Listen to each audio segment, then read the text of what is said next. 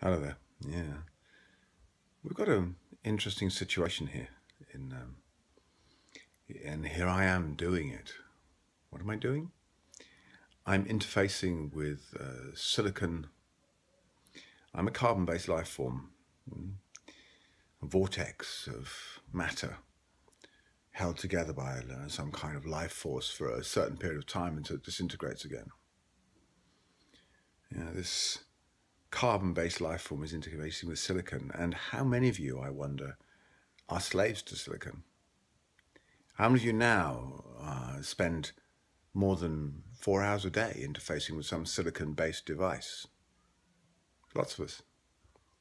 Lots of us have to process vast quantities of information. We're almost expected to be silicon devices. You know, we have to work at the speed of silicon devices. We're supposed to process the amount of information that a silicon device can handle. It's quite phenomenal. Many kids are caught up in hyperreality. You know, they spend their time on some visual device, visual screen, where they get their emotional and dopamine hits from interfacing with some visualized story. It's called hyperreality. The hyperreality is more intense than the real world, the mundane world of, getting up and going to school and going to bed and eating food. So we're getting a lot of our sort of, strange needs, and let alone other needs. I mean, there are men who have combined their erotic connections with a silicon screen. Yes, they've hardwired almost their erotic connection to a silicon screen, aren't they? And then when they meet a living flesh and blood, carbon-based life form, male or female, depending on their preferences,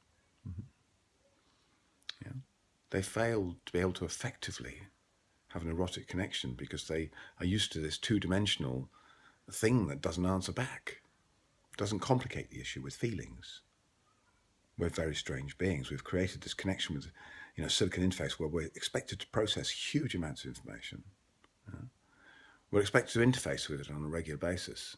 We're expected to prioritize it over our carbon-based connections, our friends and our family, almost. Why have we created this? Wasn't it supposed to free us? Wasn't it supposed to give us time to enjoy life? I remember when I was at school, I started secondary school in 1969. There was a computer that was the size of a cupboard, which spat out bits of cardboard, and one had to plow in some strange language called kobold, which is probably useless now. The sort of technology shift. Here am I recording this on a 64 gigabyte device, which was unperceivable. Nobody could have imagined this possibility. What's the future going to hold? What's the future going to hold in terms of the interface between carbon and silicon, which is currently through fingers and eyes, which is becoming more and more direct neural interface? Interesting times are ahead of us, potentially. Interesting times are here now. And yoga gives us skills, so a real set of skills to manage our central nervous system in a powerful, very, very powerful and very beautiful way. Where we can understand through direct experience from the inside our ancient neurology.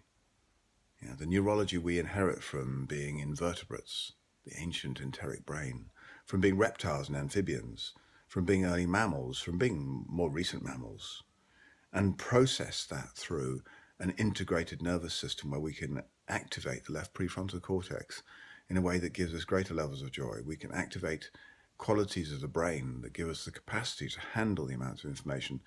And in many, many ways, I have a lot of compassion and concern for people who don't have these skills. How are they going to manage?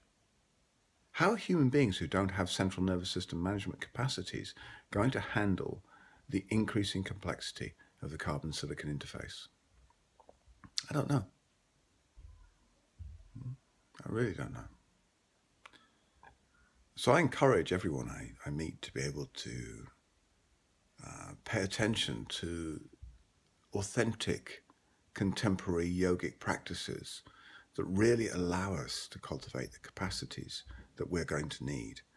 There's an awful lot of, in my view, very dubious yoga that serves little in terms of cultivating the central nervous system management, the capacities to mind train and end train our minds that we're going to need. But there's good stuff around. There's lots of it. And we are going to need it. So, if you're already one of the converted, you're already into yoga and meditation or mindfulness or some of this kind of thing, you're probably on track already. And if you're not, then I highly recommend that you start to find out more and more about it, because it's a key skill for the future. All right.